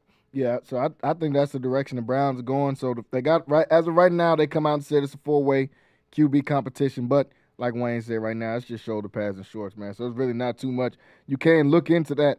Staying with NFL QBs, this was a big one, and Brock Purdy gets his deal after all of the back and forth on the contract talks over the last year. Brock Purdy gets rewarded, gets a huge deal, $265 million over 5 years is what Brock Purdy is doing, putting him as one of the highest paid quarterbacks in the league, one of the highest paid players in the NFL. I've said for about a year now, I don't think that Purdy should be the guy for the 49ers to go out there and get that $50 to $60 million, but he's got it at this point. They also extend Fred Warner, who got a 3-year, $63 million deal, making him the highest paid linebacker. So. That's more than deserving, I feel like, for Fred Warner, who's been, in my opinion, the best linebacker in football for a couple of years now. He gets to be the highest paid quarterback in the NFL. $56 million of that 63 that he got is guaranteed for Fred Warner. Much deserved, but sticking on Brock Purdy. $265 million on that guarantee. The Niners come out and said this is exactly the deal that they wanted to get done when speaking about Brock Purdy. Gets us $265 million. Now, a lot of this is going to be on Purdy. There's no more Purdy and the guys. Mr. Irrelevant. All of those terms are over with. You're one of the highest paid guys in the entire NFL, one of the highest paid guys in NFL history. We're expecting some things out of you now, regardless if Christian McCaffrey plays, regardless if Brandon Ayuk gets hurt, regardless if we traded Deebo Samuel or George Kittle got hurt again. He's got to be able to go out there and produce for this team because a lot of this offensive onus now is on you, with you coming in as that lead dog. Wayne, what did you think about Mr. Irrelevant becoming now one of the highest paid players in the entire NFL? Mr. Irrelevant becoming Mr. Relevant. Yeah, for sure. For sure. Well, I didn't know it would be that big because here's the thing about Brock Purdy. He was Mr. Irrelevant, but he played with a loaded roster to me. A loaded roster. So if you put any guy in that situation, I think they should be able to capitalize off of it because you had the best running back, you had the best line, you have probably the best tight end in the league, and you had your receiving core was probably top 5 in the league for sure as far as a tandem. So you playing with a loaded roster. You should be able to be successful if you're a quarterback. You're not getting a lot of pressure on you, and that's my take on it. But when all that starts to fall apart, I think he'll fall apart. I think he's played above his head. Don't get me wrong. Mm-hmm. And I think he deserves to get paid. But I don't think he deserves to be one of the top players in the league. He's playing on one of the top teams. And like I said, he's played with a loaded roster. Man. A very loaded roster. I mean, and I think that's a lot of his success and helped him with a lot of his success. Yeah. Okay. If you put him in a situation where you put him in Carolina and you put Bryce Young in San Francisco, I think it would be reversed. Exactly. So, Exactly. I mean, that's just my take on it. I'm gonna leave it there. I'm gonna let you But hit on it. I got the exact same take. I've been saying this since we were in the middle of football season. If you pay Brock Purdy this much money and now we have to start taking away from resources, we're gonna see who Brock Purdy really is. And I think we got a glimpse of who Brock Purdy really is last year. There was no Christian McCaffrey. He only played one game. Brandon Ayuk tore his ACL game 1. Deebo Samuel played only half the games in the season. And the 49ers got last place in their division. The only guy that did play for pretty much the whole season was Brock Purdy. And they got last place in their division, in a division that wasn't extremely competitive. They got some tough guys in there, but Los Angeles Rams won, and they only won 10 games. It's not like this is the AFC West or the AFC North or something like that, or the NFC North. It's not like it's one of those divisions. This is a smaller division. They weren't able to be successful. A lot of that was due to Brock Purdy. He had some multiple interception games. He had some games where he didn't make those great reads that they talked about him making and his quick decision-making that they said he made whenever you got McCaffrey and Kittle and all these guys out there. Now, if they were gone, it starts to look a little bit different. Now they're not going to be able to keep a Christian McCaffrey. It's going to be, after this year, the roster's going to look completely different. I expect for them to move off of Brandon Ayuk's contract because he was a guy I feel like they overpaid for. They gave him $40 million a year. They reached out, and then he tore his ACL. So now you got to work with him halfway through this season just to try to get back in shape once he does come back. I didn't like the move by it. I thought Sam Darnold's deal was more of the map that they should have followed on how to pay him. Sam Darnold got 3 years, $105 million, something like that, giving him around 30-something a year. Brock Purdy is up there with Dak and Trevor Lawrence and these guys as far as getting paid $50 to $60 million a year. I think that's just a little bit over his head. He is definitely outplayed where he was picked at Mr. Irrelevant. But he did get picked at Mr. Irrelevant for some reasons. There was reasons he got picked there.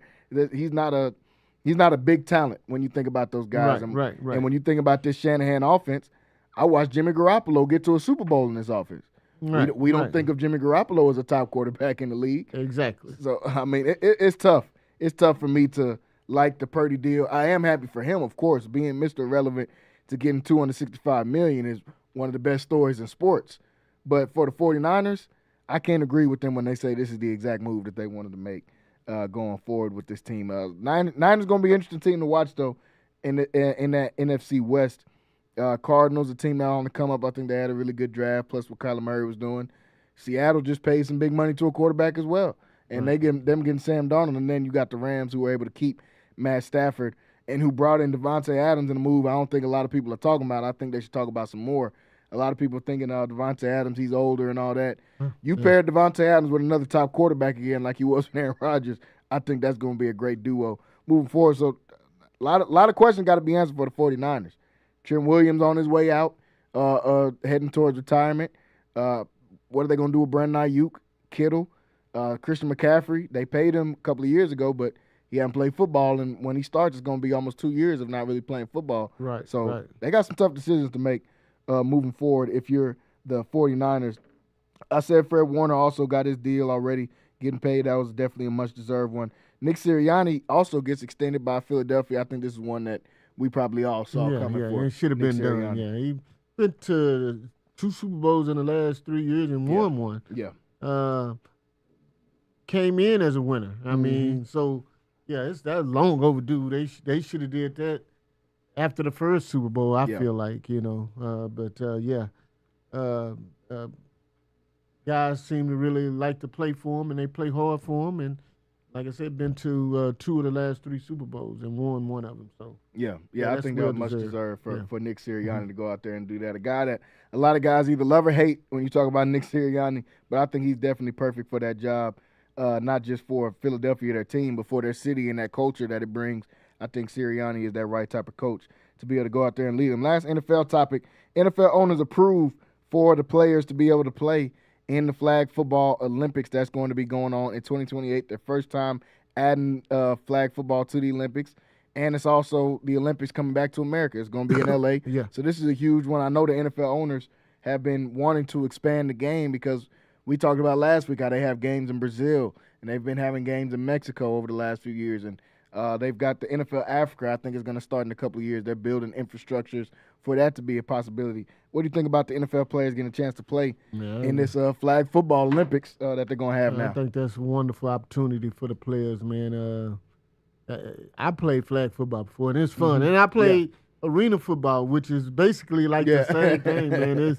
But it's just fun, and for you to have an opportunity to possibly win a gold medal for your country, and doing it playing flag football, which is non-contact. It's just going out there and beating your guy, and the little strategy that comes with it, man. I think that's wonderful, man. So I'm glad that they approved that. You think we'll see any of the stars in it? I think you will. I've already heard Justin Jefferson saying that he wants to play in it. Oh, yeah. I heard a report talking about Tyreek Hill wants to play in it. That'd just be cheating. You see what I'm They're saying? going to be cheating. I mean, you talking about something that's made for quarterbacks and receivers. Yes. You know, and then you can at a center you can probably possibly put a tight end type of guy that's also a receiving threat. Yep. So, man, that's gonna be a wonderful opportunity for NFL players, man. It's gonna be fun. It's gonna be fun and fast. So yes. I love it. I like the fact that they're finally bringing this. They've been talking about it for years of making this flag football an Olympic sport. Obviously, America is going to be the favorite in that, which we should, and it's in America this year. So if NFL guys play and we get a Justin Jefferson or a Tyreek Hill, if he's still playing football by 2028, man, we got to beat everybody by 100. That's what we're supposed to do. Everyone's going to be expecting us to go out there and beat everybody, but we need to actually go out there and do it, especially with it being on American soil. Yeah, but it's a lot of scheming comes in flag football. It is. Man. It's a lot of scheming that comes in flag football. I mean, I'm playing in the City of Waco League. Yeah. And it was a tough adjustment for me because at first I was just outrunning guys, just running by them. But then when you get to a team that schemes and that's going to take you out of the equation, you got to know how to throw it to other guys, and it's all about the first downs and this, that. And then this team that I played against, I mean, they had no speed. Yes. They had no nothing. But they were a great team. Yep. And they schemed and they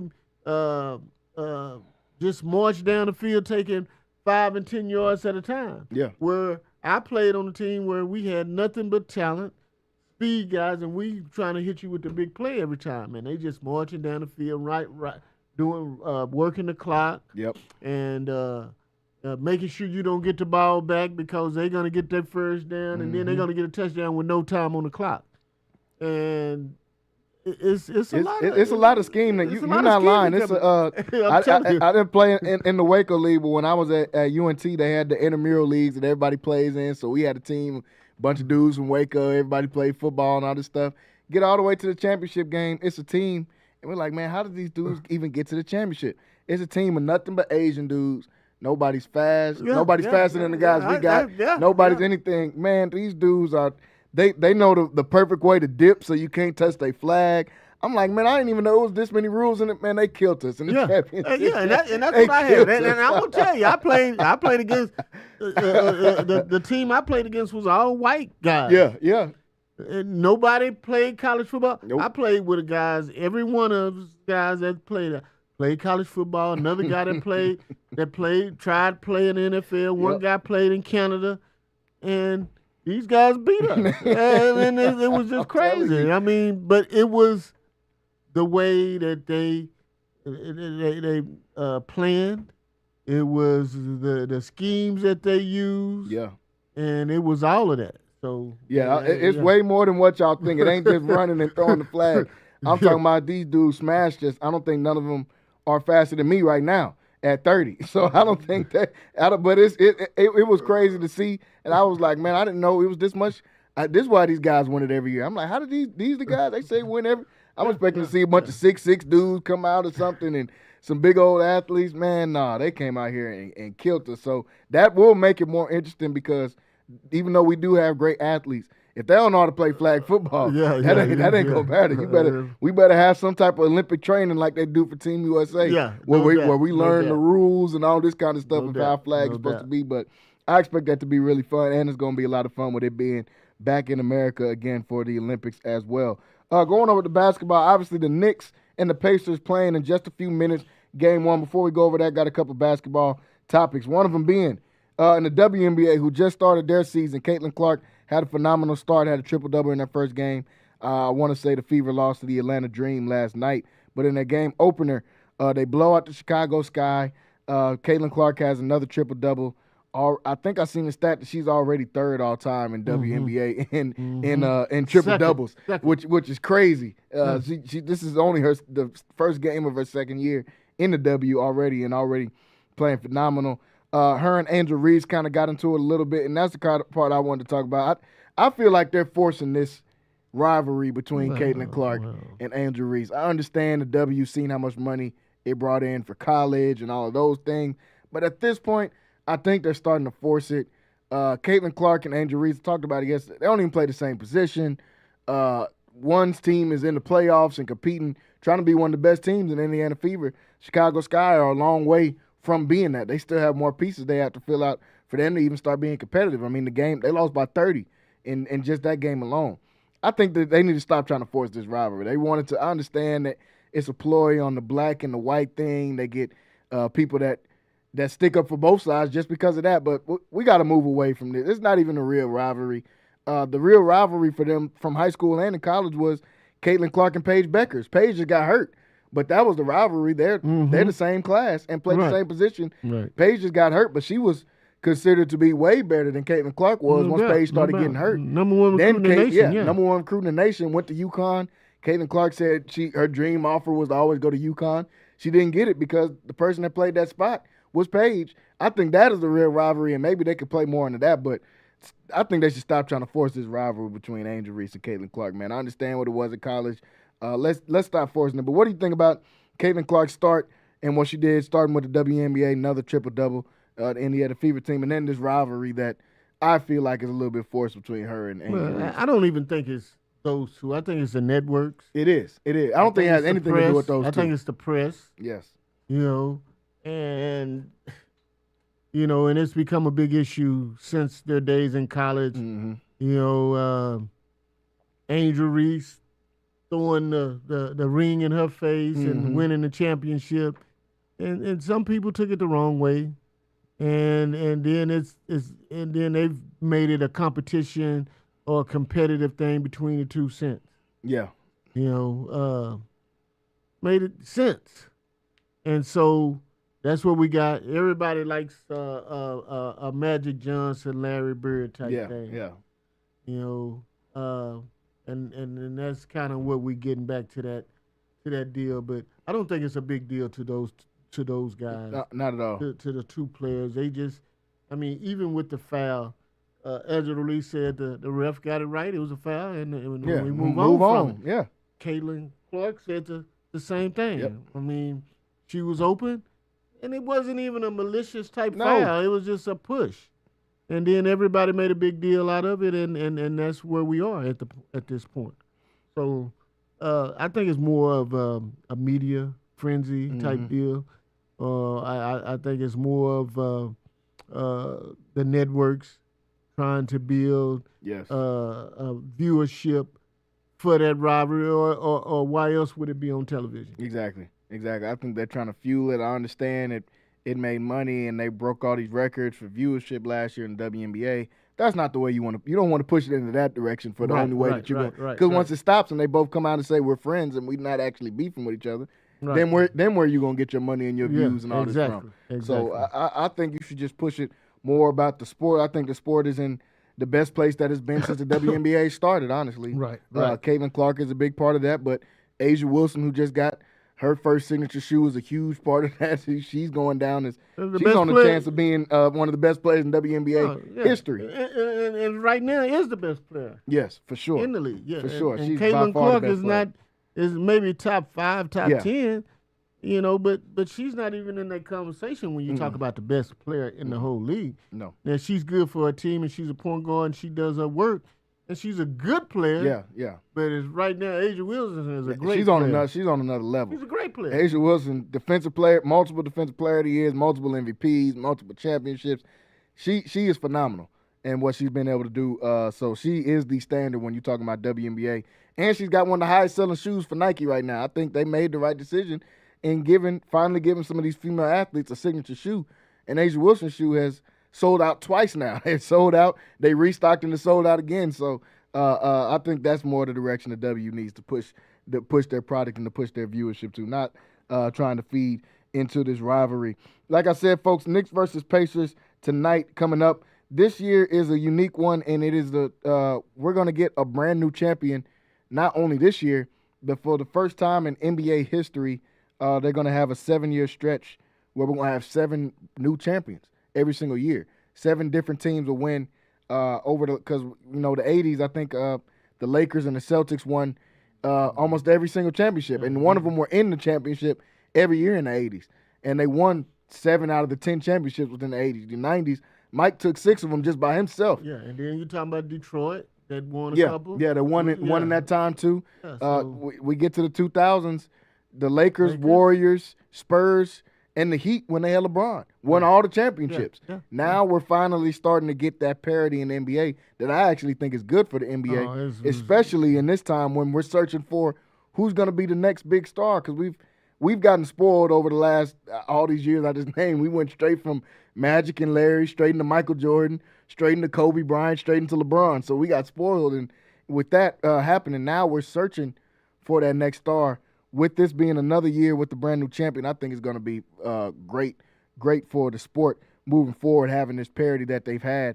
What do you think about the league and the state that they're in right now, getting ready to have another brand new champion this coming up year? I think it's great for the league. Yeah. Man. I mean, like you said, it shows parity. We had this model of these super teams. Yes. In the early 2000s and so on, and those teams was kind of winning. You had to have 3 men to kind of win it. Then you don't have to have 3 men. It's or 3 superstars to win. I mean, there's so much parity in the league, and it's only getting better.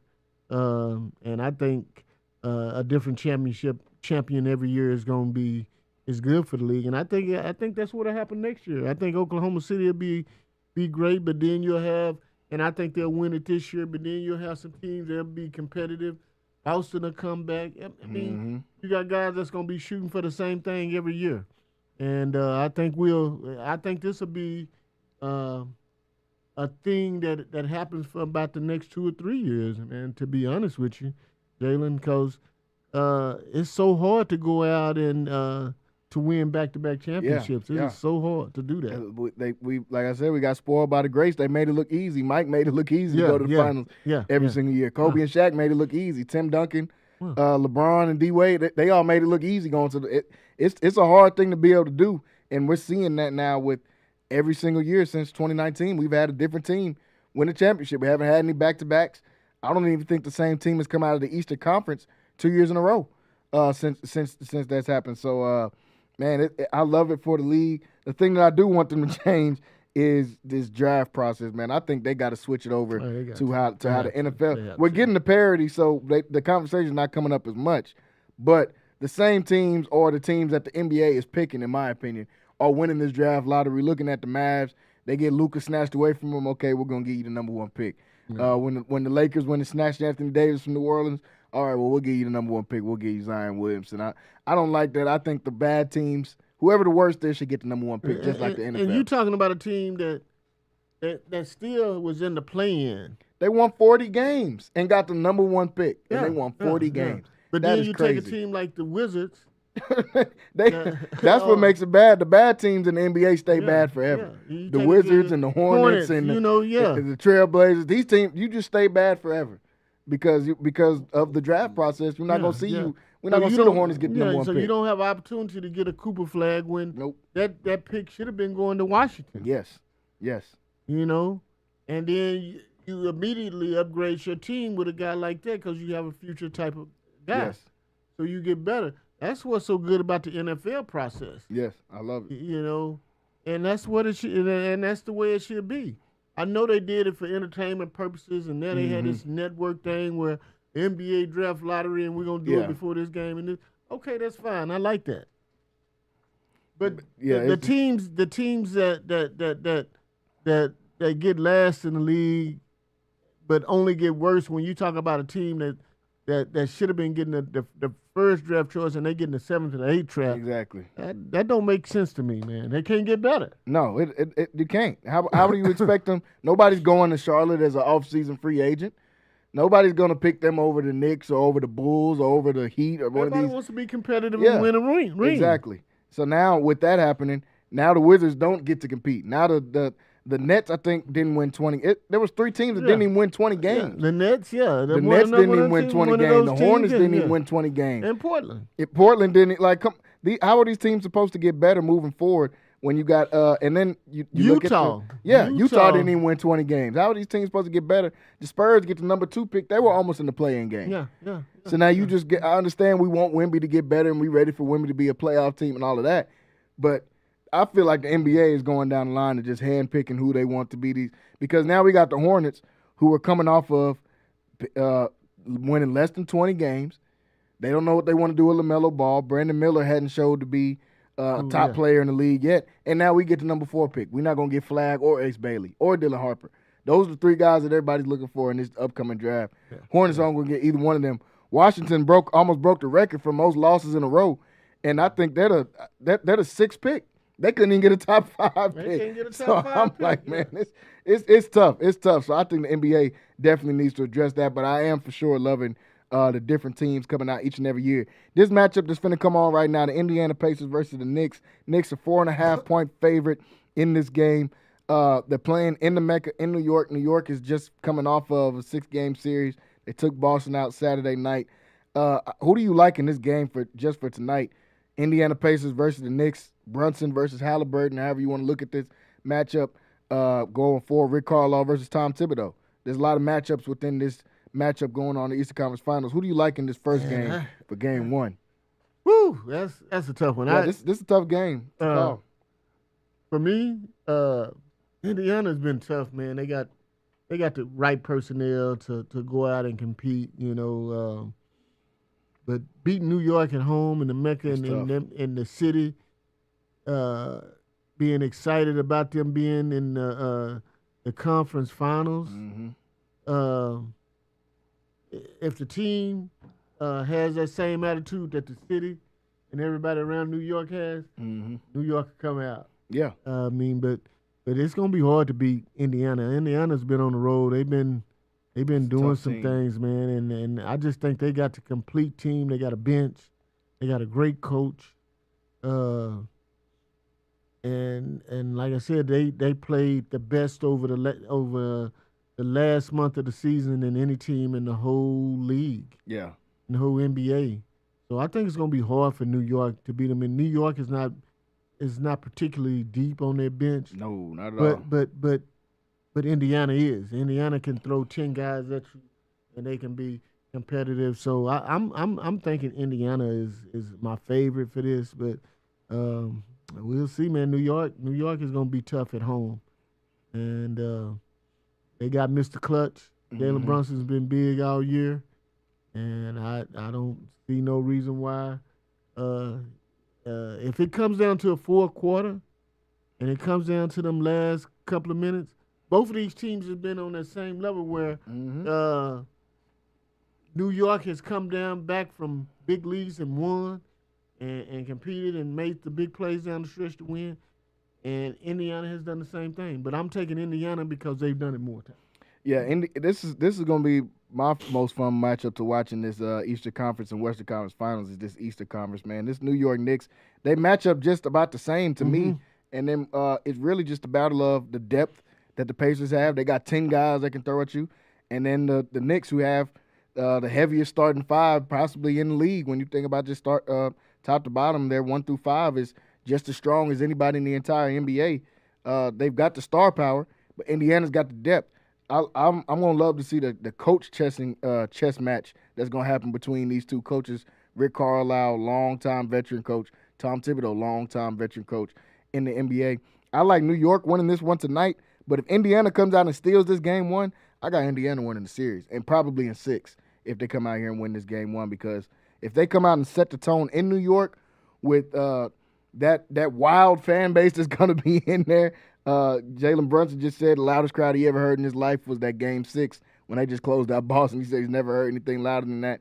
And those people are loud, and they ready to see their team play and spend money, because I think that was the highest selling tickets, they said, in New York Knicks history. Man. I think the nosebleeds, they said, were up to $700 Man, for the that's nosebleeds. crazy. That's what they said. So that fan base is going to be loud in there, and they're going to be rocking. So I got New York winning tonight, but I'm not going to be shocked if Indiana wins tonight. And if Indiana does win tonight, I got Indiana winning this series in 6 games. Yeah, I'm saying Indiana, man. I just think Indiana's tough. Yeah. It's going to be a tough matchup for them. I want to see what Miles Turner does. Mm-hmm. And then I want to see what Halliburton does. I mean, there's going to be tough matchups, and I want to see who's going to be able to contain Jalen Brunson. Yep. Because I think he's been that guy. Cat has to come out and play, and he has to be big. He's the X factor. Yeah. For this whole series, I think. If Karl Towns comes out and he's getting 25 and 10, I think his regular season numbers against the Pacers this year was averaging 30. So we need to see that 25 to 30 points every single game if you're a Knicks fan for them to come out and win. On the Pacers side, Miles Turner has been playing probably the best basketball of his career, especially in these playoffs. That if he can win that matchup against Karl Anthony Towns, I don't see why Indiana doesn't win this one and probably in 6 games if they do. So this is going to be a super fun series. That game getting ready to come on right now on TNT. Folks, we're out of time here today. Want to thank everybody for tuning in with us here on Centex Primetime. We'll be back tomorrow to close out the week, talk some more about these topics here, talk about what we see tonight, Indiana versus New York. So we're getting ready to sign off here today. Want to thank Wayne for jumping on the show with us here today. We'll be back tomorrow, same time, same place, right here on Centex Sports Network. Want to thank everybody for tuning in. Subscribe to the YouTube, Centex Sports TV. We will see you guys tomorrow. Everybody have a great evening.